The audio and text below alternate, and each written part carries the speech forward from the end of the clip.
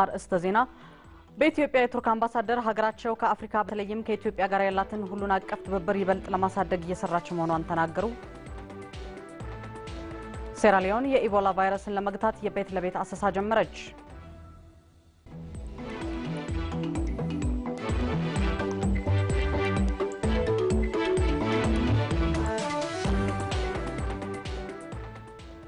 ጤና ይስጥልኝ እንደምን ዋላችሁ። ከዜናዎቹ ጋር ሄርሜላ ገብረኪዳን ነኝ። የመንግስት ግዥና ንብረት ማስወገድ አገልግሎት በፌደራል ዋና ኦዲተር መስሪያ ቤት በተሰጡ የክዋኔ የኦዲት አስተያየቶች ላይ የእርምት እርምጃ ለመውሰድ አዲስ የድርጊት መርሃ ግብር እንዲያዘጋጅ በህዝብ ተወካዮች ምክር ቤት የቤተ መንግስት ውጭ አስተዳደርና ቁጥጥር ጉዳዮች ቋሚ ኮሚቴ ያሳሰበ። ቋሚ ኮሚቴው ከ2003 እስከ 2005 ዓ.ም ለመስሪያ ቤቱ በተሰጡ የኦዲት ማሻሻያ ሀሳቦች አፈጻጸም ዙሪያ ከተቋሙ የስራ ኃላፊዎችና ባለድርሻ አካላት ጋር ውይይት አድርጓል። ዝርዝሩን ተሾመ ወልድ ያዘጋጅቶታል። ሰኢድ ሙሂ ያቀርበዋል። የመንግስት ግዥና ንብረት ማስወገድ አገልግሎት ለመንግስት መስሪያ ቤቶች በጋራ የሚፈልጉ ተመሳሳይ ዕቃዎችንና አገልግሎቶችን በማዕቀፍ ስምምነት ግዢ በመፈጸም በማቅረብ ላይ ይገኛል። የፌደራል ዋና ኦዲተር መስሪያ ቤት ተቋሙ ከ2003 እስከ 2005 ያካሄዳቸው የማዕቀፍ ግዢዎች በተመጣጣኝ ዋጋ በተፈላጊ ጥራት መጠንና ጊዜ በመፈጸማቸውን ለማረጋገጥ ባካሄደው ኦዲት ከታዩት ግኝቶች በመነሳት የማሻሻያ ሀሳቦችን ሰጥቷል። መስሪያ ቤቱ በተሰጡት የማሻሻያ ሀሳቦች ላይ የማስተካከያ እርምጃዎችን መውሰዱን ለማረጋገጥ በህዝብ ተወካዮች ምክር ቤት የመንግስት ወጪ አስተዳደርና ቁጥጥር ጉዳዮች ቋሚ ኮሚቴ የተቋሙን የስራ ኃላፊዎችና ባለድርሻ አካላትን ያሳተፈ መድረክ አዘጋጅቷል። ሆኖም የተቋሙ የስራ ኃላፊዎች በትክክለኛ የድርጊት መርሃ ግብር ተደግፎ የተወሰደ የእርምት እርምጃ ለመድረኩ ያለማቅረባቸውን የቋሚ ኮሚቴው ምክትል ሰብሳቢ አቶ ተሾመ እሸቱ ገልጸዋል። በሁለት ገጽ 5 ግኝቶችን ብቻ ወስዳችሁ ሌላውን ግኝት በሙሉ ጥላችሁ አሁን ስላደግን ነው ለበጀት ኮሚቴ የምንልከው ቅድና ሪፖርት እንደዛ የሆነው ብትሉኝ ስህተት ነው። የሚያረጋግጠው ይሄን ግኝት ልትቀበሉት ዝግጁ አለመሆናችሁን ይሄ ብቻ ያረጋግጣል። የመንግስት ግዥና ንብረት ማስወገድ አገልግሎት ምክትል ዋና ዳይሬክተር አቶ ተስፋዬ ብርሃኑ በክዋኔ ኦዲት ግኝቱ ላይ ማስተካከያ ለማድረግ ጥረት መደረጉን የተናገሩት ይሄ ኦዲት በጣም ወደ ኋላ በመቀረቱ ነው እነኛ አይነት ነገሮች የ2005 ነው። አሁን 2007 ላይ ነን። የ2 years ባክ ሄደን ነው የምንነጋገረው። ባለፉት 2 ዓመታት በርካታ መሻሻሎችን አድርገናል። ያ ብቻውን በቂ ነው አንልም። ይሄን ያህልም ሪፖርታችሁና እዚህ ላይ የሚነሳው የተራራቀ ነው የተባለውም ለዚህ ነው። የፌደራል ዋና ኦዲተር መስሪያ ቤት ዋና ኦዲተር አቶ ገመቹ ዱቢሶ በበኩላቸው መስሪያ ቤቱ ለኦዲት ግኝቱ ተገቢውን ትኩረት እንዲሰጥ ጠይቀዋል። መንግስትም ህዝብም ሀገርም ከዚህ ማግኘት የሚገባውን ፋይዳ ያገኛል። አላማው አሁን የማየው በዛ አግባብ አልተወሰደም። አላያችሁ ብታዩ ይጠቅማችኋል ብዬ ነው ማስበው። እኔ ምክር ነው። ቁጭ ብላችሁ ኦፕን ሆናችሁ ብትመለከቱ ብታዩ ዘሆል ሪፖርቱን ብትመለከቱት ጥሩ ነው የሚሆነው። መስሪያ ቤቱ የፌደራል ዋና ኦዲተር መስሪያ ቤት የሰጣቸውን የማሻሻያ ሀሳቦችን ለማረም የወሰዳቸው እርምጃዎች ዝቅተኛ መሆኑን ቋሚ ኮሚቴው ገልጾ አዲስ የድርጊት መርሃ ግብር አዘጋጅቶ ለዋና ኦዲተር መስሪያ ቤት እንዲያቀርብም አሳስቧል። የውጭ ጉዳይ ሚኒስቴር ያለበትን ከ148 ሚሊዮን ብር በላይ ውዝፍ ሂሳብ ለማወራረድ እያደረገ ያለውን ጥረት አጠናክሮ መቀጠል እንዳለበት በህዝብ ተወካዮች ምክር ቤት የመንግስት ወጪ አስተዳደርና ቁጥጥር ጉዳዮች ቋሚ ኮሚቴ ገለጸ። ሚኒስትር መስሪያ ቤቱ ከተቋሙ የስራ ባህሪ ጋር የሚሄዱ የፋይናንስ መመሪያዎችን እንዲያዘጋጅም ቋሚ ኮሚቴው አሳስቧል። አብዱል ከሪም ኑር ያዘጋጀውን ዘገባ ደረጀ ጥላሁን ያቀርበዋል። በህዝብ ተወካዮች ምክር ቤት የመንግስት ወጪ አስተዳደርና ቁጥጥር ጉዳዮች ቋሚ ኮሚቴ የውጭ ጉዳይ ሚኒስቴርን የበጀትና ሀብት አጠቃቀም ስርዓት የገመገመው ሚኒስቴር መስሪያ ቤቱን አስመልክቶ የፌደራሉ ዋና ኦዲተር ያቀረበውን ከ148 ሚሊዮን ብር በላይ ውዝፍ ያልተወራረደ ሂሳብ ሪፖርት መነሻ በማድረግ ነው። የውጭ ጉዳይ ሚኒስቴር ከ2 ዓመት በፊት የቆየና ማስረጃ የሌለው 39 ሚሊዮን ብር እንዲሁም ማስረጃ ያለው ከ63 ሚሊዮን ብር በላይ ውዝፍ ያልተወራረደ ሂሳብ እንዳለበት በሪፖርቱ ተመልክቷል። የቋሚ ኮሚቴው ምክትል ሰብሳቢ አቶ ተሾመ እሸቱ እንዳሉት ሚኒስቴር መስሪያ ቤቱ ያለበትን ከ69 ሚሊዮን ብር በላይ ተጨማሪ ውዝፍ ሂሳብ ለማወራረድም እያደረገ ያለውን ጥረት በጠንካራ ጎን አንስተዋል። እንደ መጠንም ስንወስደው ተወራረደ የተባለው ገንዘብ ቀላል ግምት የሚሰጠው አይደለም።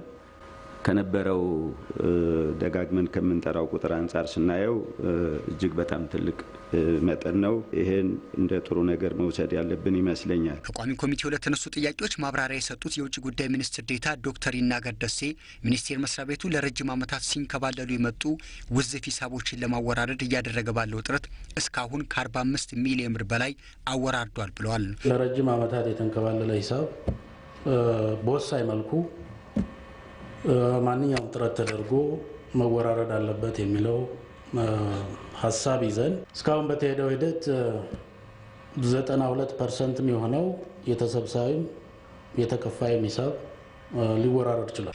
የፌዴራሉ ዋና ኦዲተር መስሪያ ቤት ዋና ኦዲተር አቶ ገመቹ ድቢሶ ሚኒስቴር መስሪያ ቤቱ ያለበትን ውዝፍ ሂሳብ ለማወራረድ እያደረገ ያለው እንቅስቃሴ በበጎ ጎን የሚጠቀስ ቢሆንም ጥረቱ ግን ተጠናክሮ መቀጠል እንዳለበት አሳስበዋል።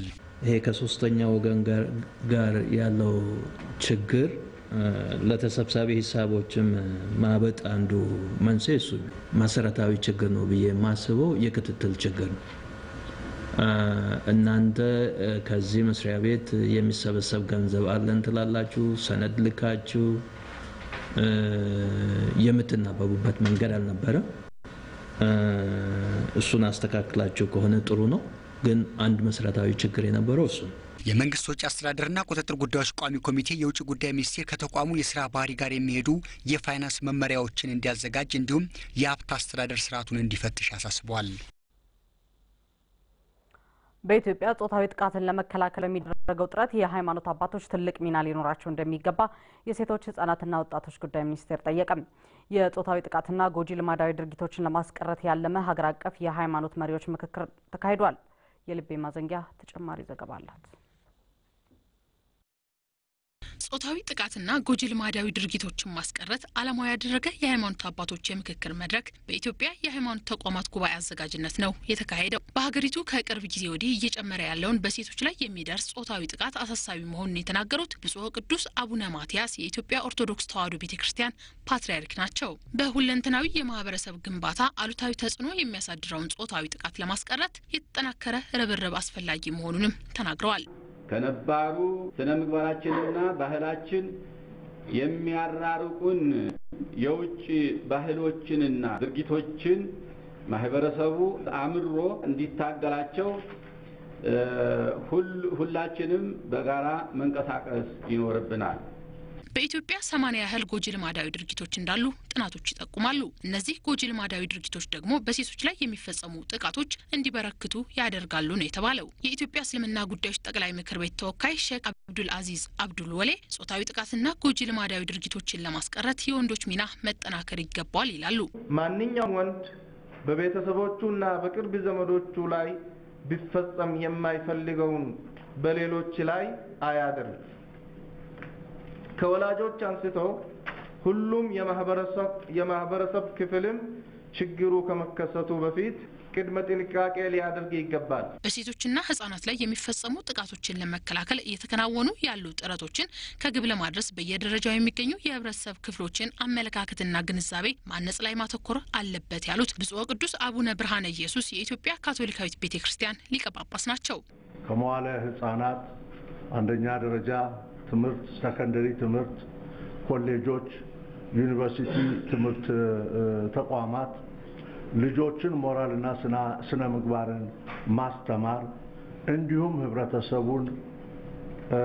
ህብረተሰቡ ራሱ መከባበርን፣ መደጋገፍን፣ መተባበርን ማስተማር ይኖርባቸው። የሴቶች ህጻናትና ወጣቶች ጉዳይ ሚኒስትር ወይዘሮ ዘነቡ ታደሰ በበኩላቸው በሀገር አቀፍ ደረጃ የተመሰረቱ የተለያዩ ተቋማትን በመጠቀም በሴቶች ላይ የሚደርስ ጾታዊ ጥቃቶችን ለመከላከል የተለያዩ ስራዎች እየተሰሩ ናቸው። በዚህ ሂደት ውስጥ የሃይማኖት አባቶች ሚና ሊጎላ ይገባል ብለዋል ሚኒስትሯ።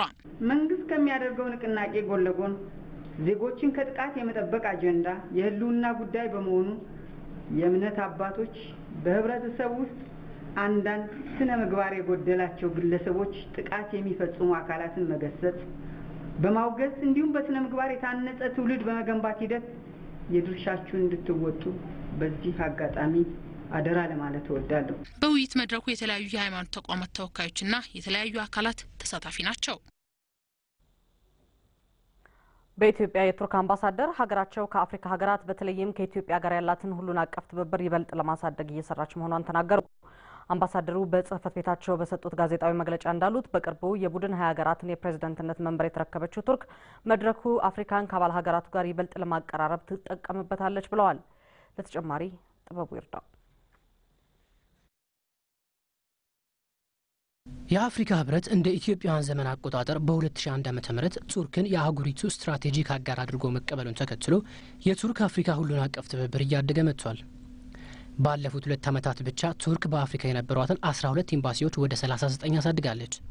በኢትዮጵያ የቱርክ አምባሳደር ኦስማን ያቡጃልብ እንዳሉት ሀገራቸው በእድገት ግስጋሴ ላይ ከምትገኘው አፍሪካ በተለይም ከኢትዮጵያ ጋር ያላት የንግድና ኢንቨስትመንት ትስስር እያደገ መጥቷል። Trade volume now with Africa has reached 23 billion. ከአፍሪካ ጋር ያለን የንግድ ልውውጥ 23 ቢሊዮን ዶላር የደረሰ ሲሆን በአህጉሪቱ የቱርክ ኢንቨስትመንት መጠን ወደ 7 ቢሊዮን ዶላር አድጓል። ከዚህ ውስጥ 3 ቢሊዮን ዶላር የሚሆነው በኢትዮጵያ ብቻ ያለን የኢንቨስትመንት መጠን ነው። የወቅቱን የቡድን 20 ሀገራት ፕሬዝዳንትነት የተረከበችው ቱርክ በሚኖሩት መድረኮች ሁሉ አፍሪካን የተመለከቱ ጉዳዮች ትኩረት እንዲያገኙ እንደምትጥር አምባሳደር ኦስማን ጨምረው ተናግረዋል። Turkey at the same time of course is assuming now the presidency of the G20. የወቅቱ የቡድን 20 ሀገራት ፕሬዝዳንት የሆነችው ቱርክ በመድረኩ የአፍሪካን ድምጽ ለማሰማትና ከአባል ሀገራት ጋር በይበልጥ ለማቀራረብ ብሎም በአፍሪካ ያሉ ተግዳሮቶችን በትብብር እንዲፈቱ ጥረት ታደርጋለች። የቱርክ አፍሪካን ሁሉን አቀፍ ትብብር ይበልጥ ለማጠናከር ኢትዮጵያ ግንባር ቀደም ሚና የምትጫወት ሀገር መሆኗንም ገልጸዋል።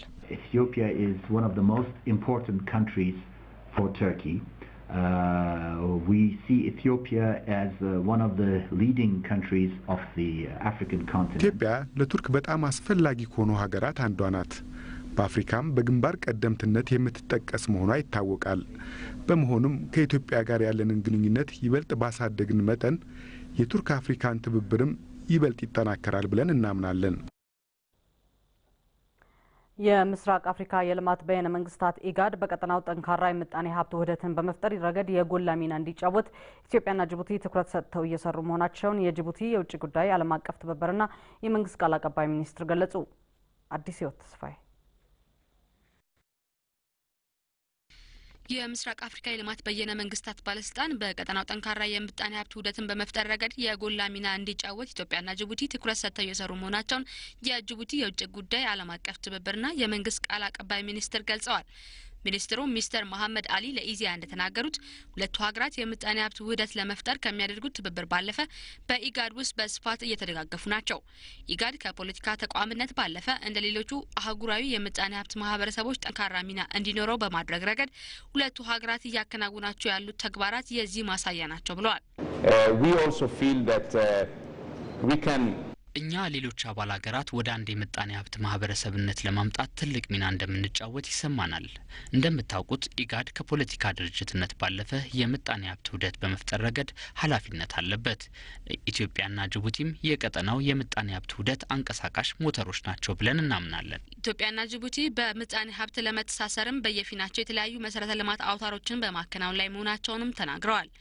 ሚስተር አሊ ኢትዮጵያ ካላት የፖለቲካ ቁርጠኝነት እያስመዘገበች ካለው ፈጣን የምጣኔ ሀብት እድገትና ካላት የህዝብ ቁጥር አንጻር ኢጋድን በማጠናከር ረገድ በርካታ ኃላፊነት አለባት ብለዋል። ሁለቱ ሀገራት ሽብርተኝነትን በጋራ በመታገልና በክፍለ ሀገሩ ሰላምና መረጋጋት በማስፈን ረገድ እያደረጉት ያለው ትብብር የሚበረታታ መሆኑን ተናግረው በመካከላቸው እየተፈጠረ ያለውን የምጣኔ ሀብትና የህዝብ ለህዝብ ትስስርም ለአህጉሩ ምሳሌ የሚሆን ነው ብለዋል። በሁለቱ ሀገራት መካከል የተፈረመው የምጣኔ ሀብት ውህደት ስምምነት ሙሉ ለሙሉ ተግባራዊ እንዲደረግም የጋራ የድንበር ኮሚሽንና የሚኒስትሮች ጉባኤ ተቋቁሞ ድጋፍና ክትትል እየተደረገ ነው። እንዳልኩት የቀጠናው ውህደት አንቀሳቃሽ ሞተር እንደመሆናችን መጠን ከአጭር ጊዜ የውህደት ስምምነት በበለጠ የሁለቱን ሀገራት ምጣኔ ሀብት ሙሉ በሙሉ ማዋሃድ አለብን። ይህ ነው ዓላማችንና የወደፊት አቅጣጫችንም።